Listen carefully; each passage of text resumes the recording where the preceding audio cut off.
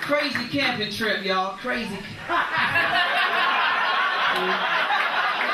No, you didn't. That's what you said in your minds. I felt it. We don't be out there. That's true. That's absolutely true. You can believe in that, sir. You can keep that piece of racism for yourself. That's true. Absolutely. This is fun.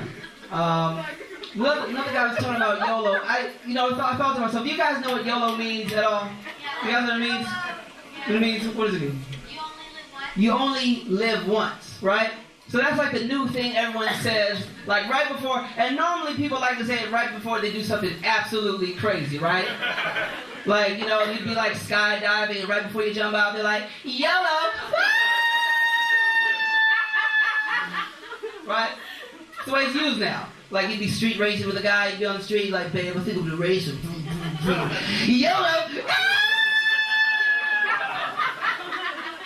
But it makes no sense to me, right? Because you only live once. Like, I don't use that. It doesn't even make sense. I like to use it right before I do something extremely safe. Because I only live once. First thing I do when I get in my car, put on my seatbelt, check my rearview mirror. YOLO! You only live once. Stop messing around, Mike. Sometimes my friends are like, hey man, you want to go camping? I'm like, YOLO! Don't belong there.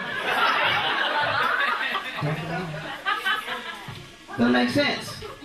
Like to ride my bike sometimes around the neighborhood. I'll start pedaling. Wait a minute, forgot my seatbelt. I'll forget my helmet. I'll put it on. YOLO.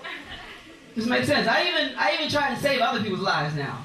Other people's lives. I see someone doing dangerous something in the neighborhood. Saw this black kid walking around the neighborhood one day. He was walking around. He had like some Skittles and whatnot. Like in Arizona. I was like, hey, come over here, man. You crazy? Here, take this pack of Newports in the middle of the night instead, man. YOLO. They feel comfortable with that. Some of you are like, I'm not okay with that. Some of you still getting over it. Too soon.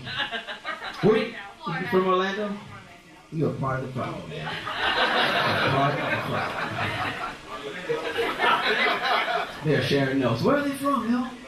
Can we get with them? They're already taken. I'm from New York as well. I'm from New York. I'm excited to be here in LA. So my family's from the Caribbean. They're from Trinidad. You guys familiar with that at all? Like a lot of people, when they find out I'm from Trinidad, well, when they hear my accent, they're kind of like, oh, so you're from Jamaica, right? That's what people assume. They're like, you're from Jamaica. And there's many islands in the Caribbean. I just want to make you aware that there's a lot of different islands. They're not all out here, but just in case you bump into a couple, I just want to give you a couple tips so you don't, messes around and just confuse us, because it disturbs us when you do. All right, just some things you can listen to in our conversations, little sounds you can listen out for. Like my family from Trinidad. All my family members, no matter who you talk to in the family, somewhere in their conversation, they're gonna say they're gonna make that sound. Like they do it all the time. Like, for example, this past Thanksgiving, I saw Auntie I haven't seen in a long time. Open up the door. She said, but wait, Mikey, wait a minute. I ain't seen you since you was a baby. Now you's a grown man and you're the same height. But you're real small. Look how small you are, Mikey. But you're so small. Look how small Mikey is. Haitians. You guys know Haitians at all? I love them. Ça passe la bonnet. I love them. They got a sound too. It's oh. I saw the greatest thing in the world yesterday, a Haitian argument. It's the funniest thing on earth. Because Haitians, as they get angrier, their voice gets higher. They're like, oh, where's my money? What is this? Hey, I want my money now. I want it in my hand. In my hand when I saw do this to me. Where's my money?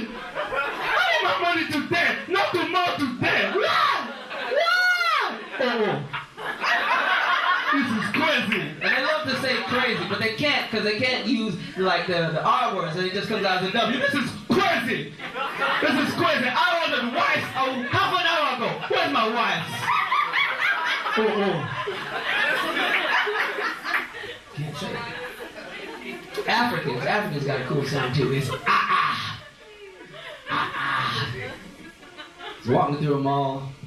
I guess his father had his kids there running wild and everything, and finally had enough. He was like, Kwame Mfufu, come back here. I told him back in the parking lot, you are not running around here. I am your father, I am your father.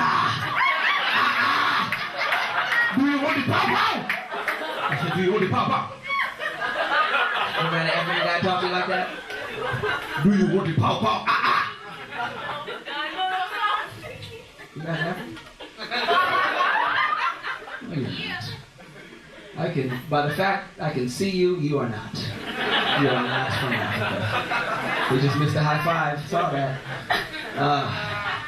Anybody got kids here? Kids? You guys got kids? You've only lived once, you've had kids? What is that? How does that apply? What?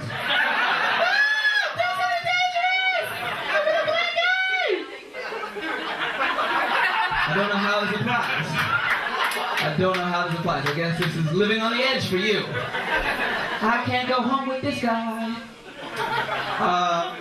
I work with kids. I used to work with kids at a daycare. And the thing is, when you work with kids at daycare, you got to go through a lot of fingerprinting and things. I did in New York. You got to go through a lot of stuff. Like the police, they have to go through your whole background check, all these sort of things. Really, basically, they do all that because at the end of the day, they just don't want you to hit these kids. Like, that's their number one priority. Every day, they're like, don't hit the kids. Don't hit the kids. Question number 2 in the scan show. Hey, what are you going to do? Don't hit the kids. Don't hit the kids. Don't even hit the kids. And the reason why they stress it so much is because when you finally start working with kids, the first thing you think about is, man, I want to hit these kids. I want to slap the hell out of these kids. I don't want to do anything. I don't want to teach you anything. I don't want to make you read. I just want to hit you. I feel like as a teacher, you should get a lot of amount of hits per semester. Like, I got 5 hits. Come on, get some. What was that back there? Erase. Slap! I got 4 more. And they roll over each semester.